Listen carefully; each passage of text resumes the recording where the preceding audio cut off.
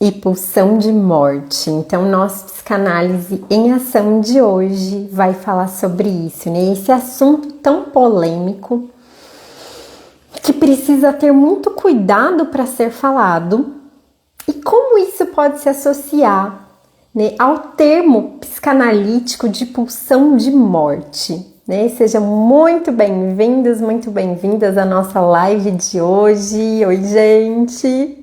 Animada que vocês estão aqui para esse tema bem denso, bem complicado em relação à política e pulsão de morte. Vamos falar sobre isso. Peço já desculpas ter atrasado a nossa live, né? Normalmente ela acontece às terças, às 11 horas. Mas eu acabei atrasando o atendimento agora da parte da manhã, então peço desculpas e vamos lá. Né? Inclusive, se vocês tiverem perguntas, vão mandando aqui que eu vou respondendo. Bom, quando a gente fala sobre política, qual que é o cenário atual da nossa situação política de hoje? Né? O cenário atual da nossa situação política é um cenário de polaridade, tá? Então, hoje a gente tem uma grande dualidade entre esquerda e direita. Não vou falar sobre isso, né? Sobre questões políticas, sobre esquerda e direita. Não é o nosso ponto aqui. Aqui o nosso ponto hoje vai ser pensar como isso interfere nas nossas dinâmicas sociais e como a psicanálise explica essa polaridade, tá? Vai ser sobre isso. Bom, então aqui a gente tá saindo de um ponto principal em que não existe certo e não existe errado, né? O que existe é um grande conflito social e cultural, principalmente, tá? E para que a gente explique isso, a gente tem que retomar um pouquinho no termo da pulsão de morte freudiana. O que é a pulsão de morte para Freud? Pulsão de morte foi um conceito introduzido por Freud em 1920, numa obra dele que se chama Além do Princípio do Prazer. Né? O Além do Princípio do Prazer, do Freud, traz pra gente um conhecimento em que Freud ele tinha esse movimento, né, que é um movimento muito importante, muito interessante, que ele fazia uma estrutura de pensamento, ele criava um pensamento, né? Criava não, ele desenvolvia um pensamento e depois ele falava, opa, isso daqui não tava certo. Né, a gente vai ter que reformular. Ele fazia muito isso. Isso é uma das coisas que eu mais amo no Freud. Porque ele não deixava dogmático. Né? Ele estava sempre reestruturando o seu próprio pensamento. Eu acho isso fantástico. Então ele criou, antes de 1920, ele criou uma teoria que era baseada no desejo, no prazer. Né?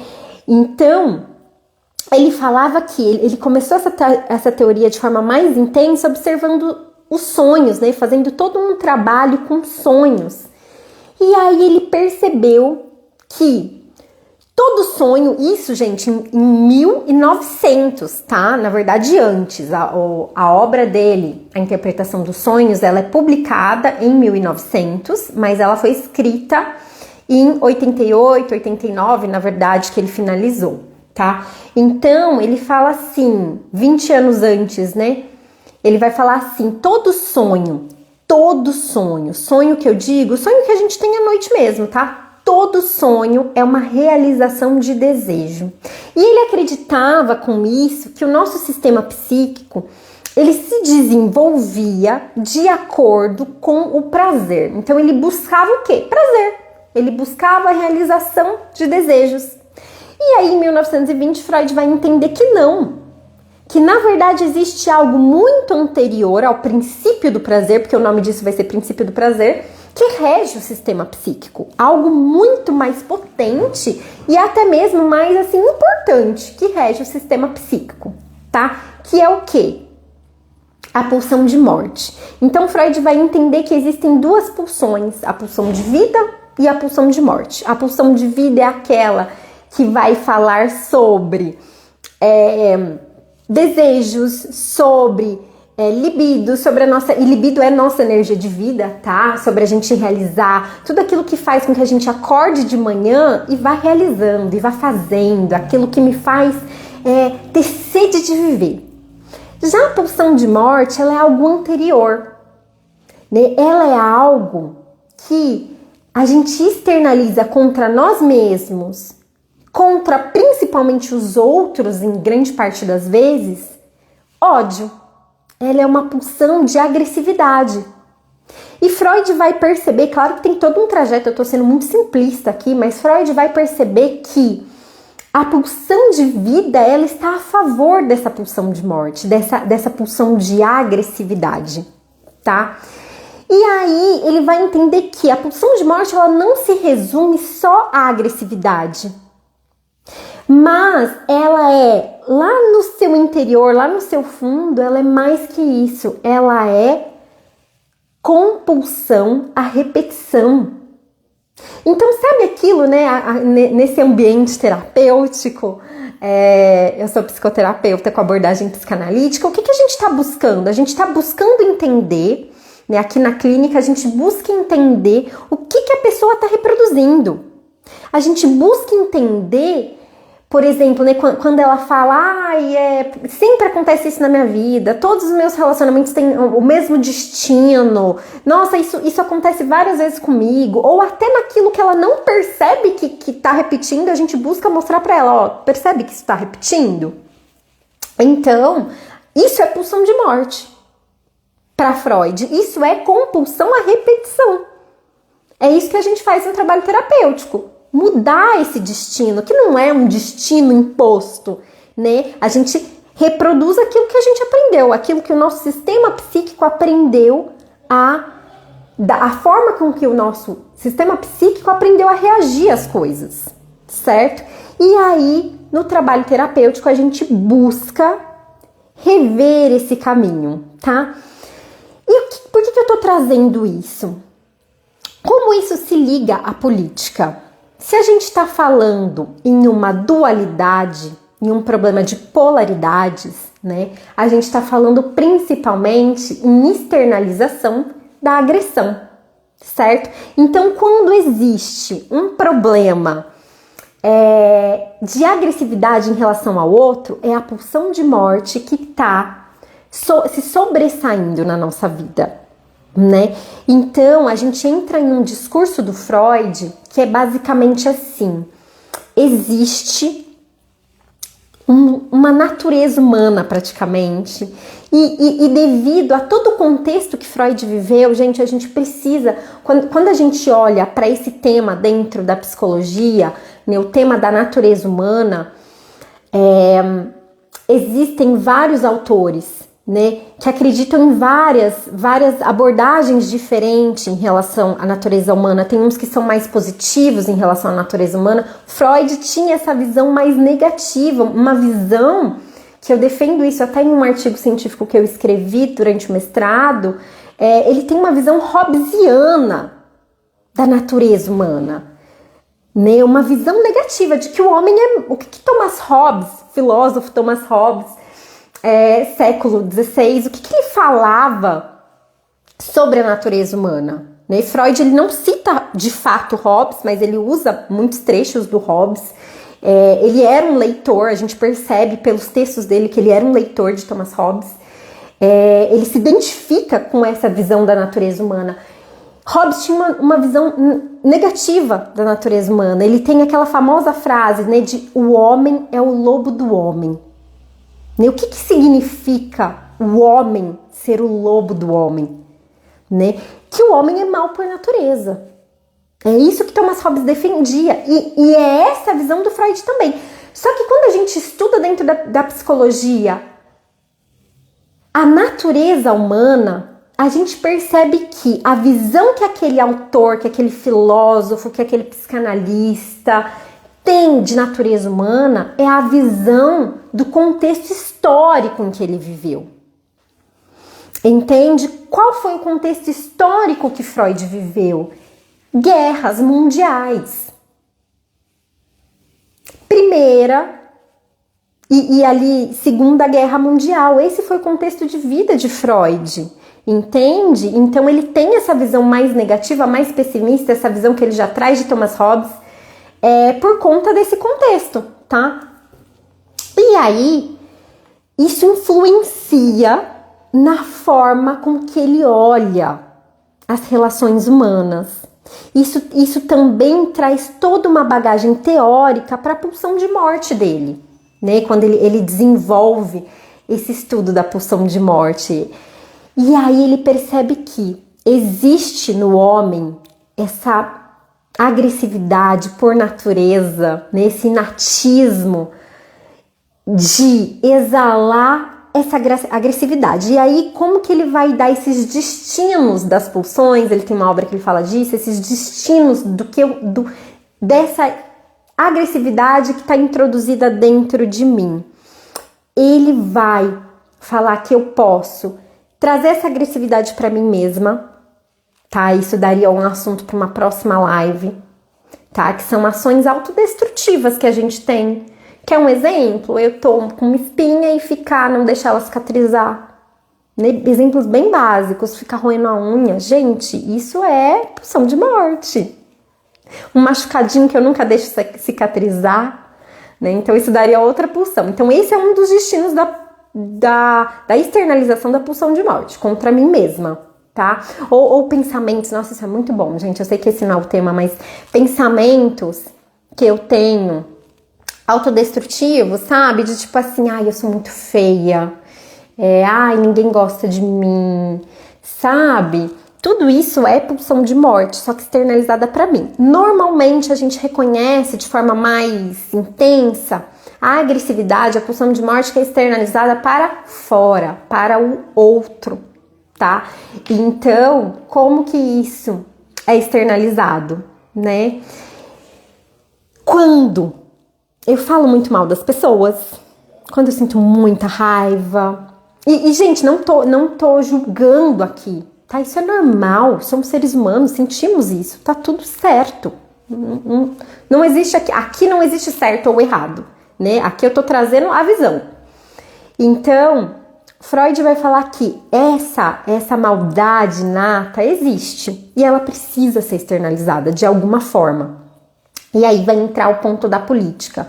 E aí eu vou trazer, né, eu tô trazendo Thomas Hobbes hoje porque é muito importante, a gente precisa entender essa visão política de Freud não, mas assim, essa visão política de hoje com base em Freud, mas entender Thomas Hobbes também, né, que é um filósofo maravilhoso. Qual que é a questão, gente? Como que um ser humano, né, quando ele entra em contrato social, como que ele vai conter essa agressividade dele, né? Porque vamos pensar num estado de natureza, né? Quando a gente fala de Thomas Hobbes foi um filósofo que pensou o contrato social. Então, para ele, o estado de natureza do ser humano era né? O estado de natureza do ser humano era essa natureza de agressividade, onde um matava o outro, né? Onde ainda não existem regras sociais e eu estou lutando pela minha própria vida e pela minha segurança o tempo todo. Todo o tempo eu tenho medo de perder a minha vida nesse estado de natureza de Thomas Hobbes. E aí é colocado o contrato social, né? Feito um contrato social para que possamos viver sem ter medo o tempo todo de perder a própria vida. E aí Hobbes, lá no século XVI, ele fala que para esse contrato social acontecer, o que eu preciso fazer? Eu preciso trazer essa agressividade, essa maldade do ser humano, não para a minha sociedade, né? Mas para ser usado em momentos de guerra, né? Thomas Hobbes também viveu momentos de guerra. Ou seja, o que eu estou fazendo ali? Eu estou reprimindo essa agressividade que é natural do ser humano, para que ela seja usada em um momento em que seja bom para a sociedade aqui, né? Vamos trazer aqui para o contexto do Brasil, né? Se a gente entrar em guerra com outro país, né? E aí eu trago essa reflexão para vocês. É permitido matar? Não. Mas se eu estiver em guerra, é permitido. Percebe como o soberano, né, lá desse estado hobbesiano, o soberano, ele consegue reprimir essa pulsão de morte para externalizar a favor dele e do país dele, certo? E aí, Freud vai ter essa visão também, né? Ele tem essa visão também de que a sociedade, ela reprime, né? Ela não me deixa para que a gente tenha um estado minimamente controlado, né, para que a gente não viva no caos. O que esse estado faz? O que a cultura, né? Freud, ele não usa a palavra estado, ele usa a palavra cultura. O que a cultura faz? Ela reprime as minhas pulsões de agressividade, para que ela seja usada, né, de acordo com as necessidades dessa cultura. Tá? Então, se a gente entra em guerra, aí é permitido matar. Aí eu posso externalizar porque eu tenho um inimigo em comum. Entende? Se eu tenho um inimigo em comum, isso ativa não só a necessidade de externalizar essa minha pulsão de morte, como ativa também um lugar muito intrínseco do ser humano. Que lugar é esse? Necessidade de pertencimento. E aí a gente está começando a chegar na política de hoje. Necessidade de pertencimento. Gente, todos nós, seres humanos, temos uma necessidade gigantesca de pertencer. Isso é assim, a gente nasce e a gente está o tempo todo tentando pertencer.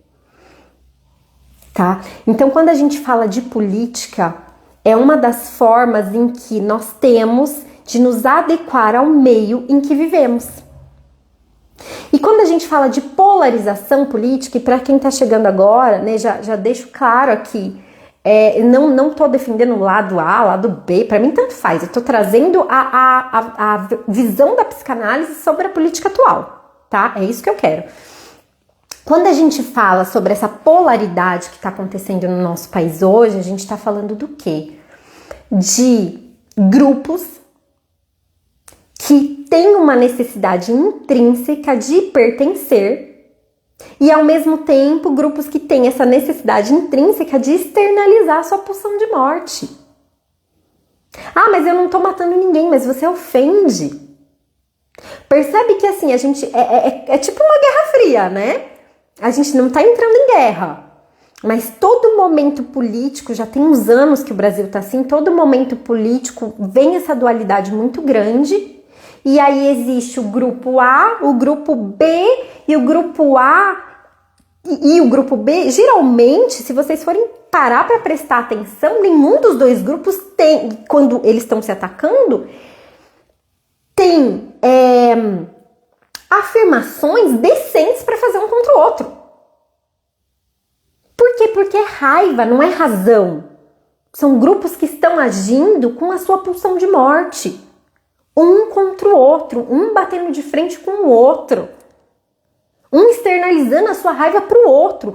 Pertencendo, isso traz um sentimento de pertencimento. Então, por quê? Por que eu gosto de estar ali? E aí a gente vai também para a questão da repetição. Por que eu gosto de estar ali? Porque eu me sinto pertencente. Eu me sinto pertencente estando naquele grupo. Porque nós pensamos igual. Nós temos um ideal em comum. Que o grupo A deve liderar o país. Que o grupo B deve liderar o país. Então eu estou exercendo nesse momento da política, na situação atual que o Brasil se encontra hoje, eu estou exercendo as duas forças internas mais instintivas, não gosto dessa palavra dentro do Freud, mas mais instintivas do ser humano. Que é o quê? Pertencimento e vazão da minha pulsão de morte, da minha agressividade.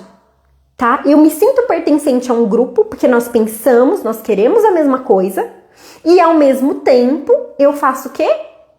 Eu externalizo a raiva que tem contida dentro de mim para aquele grupo. Aí eu posso externalizar. Percebe? E por isso que na maioria das vezes você vai ver debates e conversas e aquilo não tá nem fazendo sentido. Não tem lógica, não é racional. Dos dois lados. Porque toda a polaridade, a gente fala sobre pertencimento e sobre externalização da agressividade. Olha que loucura, né? Mas é assim que funciona. E aí a gente vai num ponto ainda mais profundo da pulsão de morte. Que ponto é esse? Aquilo que eu falei lá no começo. A pulsão de morte, ela se externaliza através de agressividade? Sim. Porém, ela é em sua raiz repetição, compulsão à repetição. E aí, onde que isso entra dentro da política, né, da atual política brasileira? E aí eu vou trazer para vocês um aspecto dessa visão, que é o quê? Vocês já perceberam que tem pessoas que defendem, né, o grupo A ou o grupo B e falam assim, tipo assim, às vezes são pessoas que não têm nem noção do porquê. Elas só estão repetindo aquilo que elas ouviram em casa, que elas ouviram nos grupos aos quais elas pertencem, ou seja, existe aí uma repetição, né? Eu não sei por que eu voto no A, não sei por que eu voto no B, né? E às vezes a pessoa não vai nem procurar saber se aquelas informações são certas, estão erradas, né? Mas ela reproduz aquele padrão que ela escutou na infância dela, na casa dela, com os amigos, na escola, né? E, gente, de verdade, eu já fui professora, né? Dei aula do ensino fundamental ao ensino médio e era muito... eu dei aula, olha, é tão intrínseco, só para vocês verem como é essa repetição e como é o pertencimento. Eu dei aula também por 2 meses só, não era minha praia, em uma escola para o ensino fundamental 1, ou seja, são crianças mesmo ali, né, entre 7 e 10 aninhos. E a gente ouvia, e eu ensinava filosofia, né, e a filosofia, ela fala sobre política, a construção da política lá na Grécia Antiga, é um assunto muito gostoso. E quando você tocava nesse assunto de política, crianças de 7 a 10 anos tinham posicionamento político de polaridades. E normalmente o discurso dessa criança era externalizar ódio contra o grupo A ou contra o grupo B. E aí, para vocês verem como é intrínseco, me digam, vocês realmente acham que uma criança tem condições de entender de fato sobre política, sobre o grupo A, sobre o grupo B? Não, ela tá começando, né? Muitas escolas nem tem filosofia na cidade, ela tá começando a entender filosofia, ela tá começando a entender o que é a política, para que serve. Então percebe que talvez essa criança ela leve esse conceito político para a vida adulta e talvez ela nunca nem vai questionar. Ela só reproduz, ela só repete. Compulsão à repetição, ela só repete. Para quê? Para se sentir pertencente àquela família. Né? Não me venha falar, não, mas ela sabe o que é certo. Não. 7 a 10 anos, a criança não sabe nem o que é política. Não sabe nem o que é política. E isso eu garanto para vocês, porque já estive em sala de aula falando sobre isso. Bom, então, só para fazer um fechamento aqui, quando a gente fala de política, né, os assuntos, gente, só para deixar claro aqui, da onde que eu trago esses assuntos das nossas lives de terça, tem uma comunidade, tá, no WhatsApp, e as pessoas que estão nessa comunidade, elas me pedem os temas, tá? E o tema de hoje foi esse, da política, né? Me pediram política. E aí eu sempre relaciono o tema que elas pedem com a psicanálise, tá bom? Então, só para fazer esse fechamento, né? Como que a gente pode ter esse olhar político diante da psicanálise? Que o ser político que habita em nós, né, de acordo com esse viés político que estamos tendo no nosso país hoje de polaridade, está intrínseco na gente essas duas áreas que a psicanálise estuda, que é o pertencimento e a pulsão de morte, tá? Então, esse viés político do Brasil hoje está levando muito em conta essa repetição de padrões familiares, sociais, tá? Que a gente aprende na nossa infância para que possamos nos sentir pertencentes e aproveitamos esse grupo ao qual nós pertencemos para externalizar ódio contra o outro grupo, o grupo opositor. Porque nós odiamos o grupo opositor? Não. Às vezes não. Às vezes a gente nem sabe do que se trata. A gente só tá reproduzindo. E aproveitando o momento, aproveitando a deixa para expelir toda essa raiva que tem dentro de mim. Muito doido, né? Já pensaram sobre isso? Gente, dúvidas? Me contem, ficaram dúvidas? Se tiverem dúvidas, perguntas sobre a live de hoje, podem deixar aqui nos comentários. Deu para entender? Fez sentido, não fez?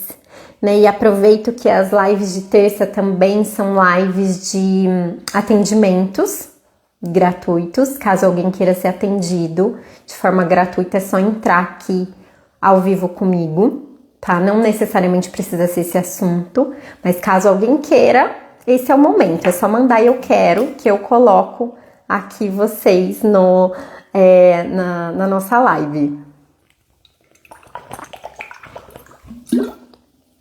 Que bom que deu para entender, Jenny, que bom, fico feliz. Espero que tenha feito sentido aí uma visão diferente do contexto atual da política, né? Já que estamos tão próximos de eleições também. Bom, gente, acredito que se não temos nenhuma dúvida, eu vou encerrar por aqui. Aproveito antes de encerrar para deixar um convite especial para vocês, tá? Que a nossa próxima live da semana que vem vai ser uma live inédita, muito especial, porque eu chamei uma convidada, tá? O tema vai ser casamento. E eu chamei uma convidada especial, que é uma amiga minha, que ela é neuropsicanalista, tá? E a gente vai falar sobre esse tema. Vai ser muito bacana, então venham para a semana que vem, que eu não estarei sozinha, vai ser muito mais divertido.